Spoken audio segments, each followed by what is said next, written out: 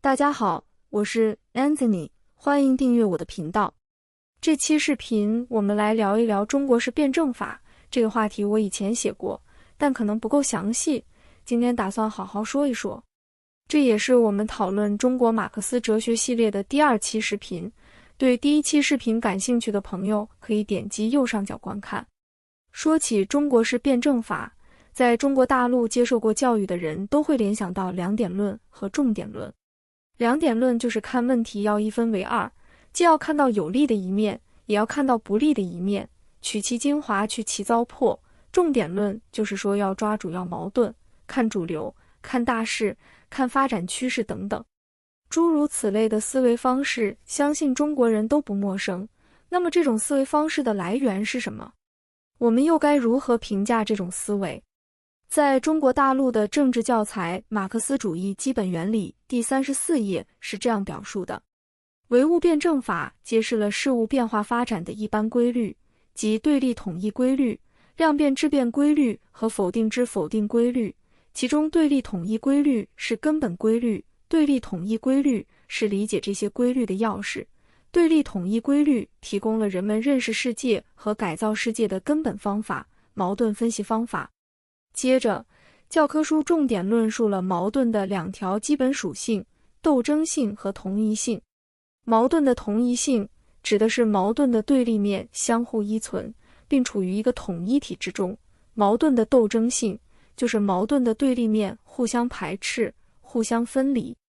接着教科书说，矛盾的同一性和斗争性是相互连接、相辅相成的，没有斗争性就没有同一性，反之亦然。有时候矛盾的斗争性可能是主要方面，有时候矛盾的同一性可能出于主要方面，所以我们要善于把握主要矛盾和次要矛盾。然而，同一性和斗争性这2种性质也是有高下之分的。教科书强调，矛盾的同一性是有条件的、相对的；矛盾的斗争性是无条件的、绝对的。我相信大多数观众都会觉得上述内容不知所云，因为这些话绕来绕去，云里雾里，但其实空洞无物，或者说只是一些正确的废话。比如教科书将要抓主要矛盾作为辩证法的精髓之一，但这个说法无非就是说，任何事情里总是有一个应该把握的主要环节，其他环节不那么重要。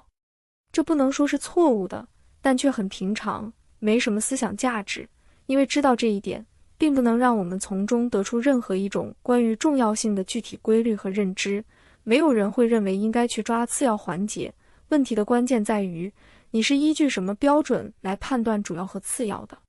再比如，一分为二这个说法，其实就是在说，任何事物都可以分为对立的2方面，这2方面有内在的矛盾，那么我们把这2者联系起来，看问题就全面了，也就找到了解决的办法。比如说，某个人身上既有优点也有缺点，既有革命的一面，也有反动的一面，既有进步的一面，也有保守的一面。那么改造这个人的办法，就是用他革命的一面去进攻他的反动的一面。总之，一方要彻底消灭另一方，联合是暂时的，斗争消灭是绝对的。但是斗争完了后，又会有新的矛盾浮现出来，所以要继续斗争。毛泽东在《矛盾论》一文中是这样说的：原来矛盾着的各方面不能孤立的存在，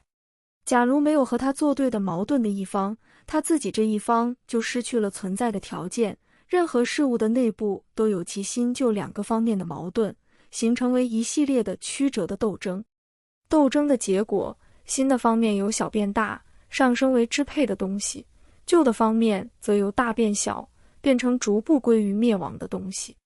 然而，毛泽东的这种辩证法同样没有指出判断新旧和好坏的标准是什么，以及在什么情况下矛盾的同一性是主导的，什么情况下斗争性才是主导的，因为这些东西都是随着领导人当下的需要而可以随意改变的。如果将标准明确地说出来，就会成了限制自己的障碍。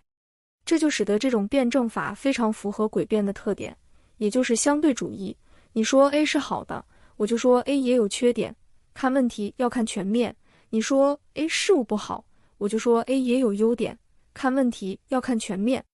表面上我总是强调看问题要全面，要对立统一，其实是把对立面统一到我想说的那一点上。比如在大跃进时期，评价这场运动是非功过的一个常见说法就是9个指头和1个指头的关系，缺点只是1个指头，而成绩和优点则是9个指头。如果你看到某个地方出现了饥荒，那说明你只看了局部，看了表面现象，没有从全局的本质的高度看问题。由于一般人看到的只能是局部现象，因此只有权力的人能把握全局，能对整个事件的功过进行裁决。表面上成绩和错误是9比1的关系，真正想说的其实是10比0，错误只是象征性的，只要你敢说错误，我就可以批评你不顾大局。对于这种辩证法，要从文本上理解是很困难的，但如果从获取权力的角度去思考，你会觉得豁然开朗，因为这种辩证法本身就是服务于说话者的需要。在一个思辨水平很低的社会环境里，这种辩证法通过不断的堆砌概念，很能够为领导的讲话提供一种仿佛有理论辩护的感觉。一分为二的说法，配合矛盾的斗争性和同一性，可以用来为任何行动辩解，主打的就是一个灵活。一分为二是为了把这个人分为2个部分，当你需要与这个人联合时，就强调这个人被一分为二后的优点，强调你和对方之间矛盾的同一性。当你要消灭这个人时，就强调这个人一分为二后的缺点，强调矛盾的斗争性。但总的来说，同一性是暂时的，斗争性才是绝对的。同一性只是在实力弱小的情况下搞统一战线的说辞，一旦摆脱了这个处境，斗争性就成了主要的了。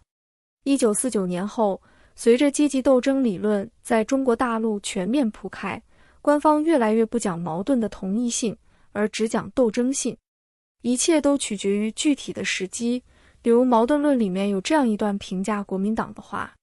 曾在中国近代历史的一定阶段上起过某种积极作用的国民党，因为它的固有的阶级性和帝国主义的引诱，在1927年以后转化为反革命，又由于中日矛盾的尖锐化和共产党的统一战线政策，而被迫着赞成抗日。矛盾着的东西这一个变到那一个，其间包含了一定的同一性。这段话的意思就是说，国民党本身是坏的，因为它有着固有的阶级性，且容易受到帝国主义的引诱，所以肯定是革命的对象。但在特定的场景下，比如面对日本的压力，国民党又可以成为统战对象。这是因为中日矛盾成了主要矛盾，国共矛盾可以暂时放下。实际上，中国古代也有很多类似的思维，比如三国时期蜀国政权的目标是恢复汉朝的天命，但孙权在吴国称帝，相当于否定了蜀汉的天命，因为天下只能有一个皇帝，但诸葛亮还是出于大局的压力，要暂时维持和吴国的联盟。这种思维方式当然是一种实用的政治斗争策略，但和辩证法毫无关系。那么，中国的这种辩证法与真正的辩证法有差别有多大呢？简单来说，就是中国的辩证法只是预设了矛盾的双方有斗争有冲突，这种冲突是现成的，而没有将这种矛盾看作是同一个东西，自身与自身相矛盾，是自我否定的产物，对立双方都是从自身中分化区分出来的。需要注意的是，中文矛盾一词和黑格尔哲学中所说的矛盾 Widerspruch 存在着一个很大的差别。邓小芒曾经在《思辨的张力》一书中这样总结 ：Widerspruch 由 Wider 反对、违反和 Spruch 语言、话语组成，它蕴含着形式逻辑的不矛盾律，即对同一个事物不能同时既肯定又否定，也就是对于同一个东西不能自相矛盾。在这里，自相矛盾是关键，而中文矛盾一词的本意并没有反映出自相矛盾，只是一种外在的冲突。矛盾一词出自韩非子，说的是楚国有一个卖矛又卖盾牌的人，他说自己的盾很坚固，任何矛都不能穿破，然后他又说自己的矛很锐利，任何盾都能穿透。有人就说，如果用你的矛去刺你的盾，会怎么样？在这个故事里，产生冲突的是矛和盾这两个互相外在的事物，而不是同一个事物在逻辑上的自相矛盾。而真正符合矛盾原则的命题是矛可以刺破任何盾与有一个盾是矛不能刺破的，这才是同一个事物矛的自相矛盾。而中文里矛盾的本意只能说是一种冲突和差异，倒未必有逻辑上的自相矛盾。比如黑和白只能说是有差异，而没有逻辑上的矛盾，黑和非黑之间才是存在逻辑上的矛盾。事物的内在矛盾促使主体去寻求一种更高的统一，来克服当前的矛盾。这里我们以儒家的内省举例子。儒家的理学就有一套严厉的道德内省的功夫。据说曾国藩就经常用日记来自我反省。某一次他看到一个漂亮女人，觉察到自己起了色心，于是在日记里反省和检讨自己的好色，痛骂自己无耻、下流和卑鄙。曾国藩在《治心经》说过，凡人心之发，必一鼓作气，尽无力之所能为，稍有转念，则疑心生，私心亦生。舍命报国，侧身修行。就是说，人的心发动起来，必须一鼓作气，尽力去做，稍有转念，便有了疑心，疑心起来就有了私心。所以说，人必须时刻检讨自己所出现的私心杂念，时刻以圣贤的标准要求自己。曾国藩是湖南人，湖南也是近代中国的理学重镇。这种自我批评和检讨的做法，深深影响了毛泽东等一大批早期的领导人，并在后来被推向全国。现在我们来评价一下这种反省方法的缺点。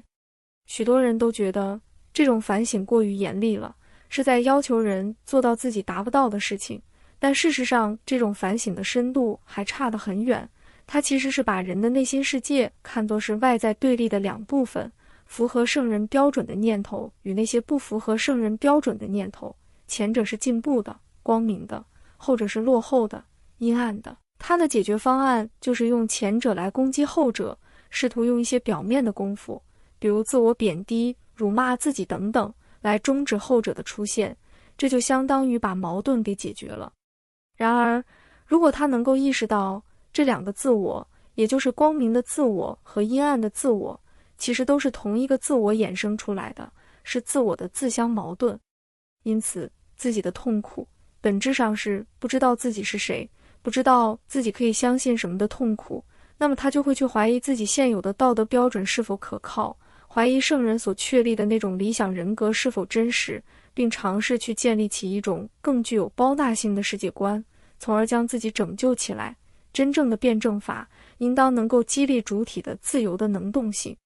中国式的反省并不是把这两个自我看成是自我的自相矛盾，而是看成了个人与社会、私与公、小我与大我之间的矛盾。因此，中国式的痛苦不论表面上多么夸张，但其实就是一个技术性和低层次的痛苦，即不知道自己如何能够完全符合圣贤标准的痛苦，而完全不涉及灵魂深处的救赎和超越的问题。然而，不论是个人还是社会的进步，从根本上体现在精神的包纳和接受能力的进步上。在历史上，许多被视为是邪恶、可怕的思想、欲望，随着时代的发展，都逐渐获得了整合与理解，甚至大大拓宽了文明的广度，而这是一分为二的思维所不能做到的。关于这个话题还有很多可说的，今天的视频就到这里了。如果你有任何问题或个人的困惑想找我咨询，请联系我的邮箱，详情请参考这张图片。我会把这期视频放在心理和教育这个列表内，同时也推荐大家去看我这个列表内的其他视频。感谢大家的收看，再见。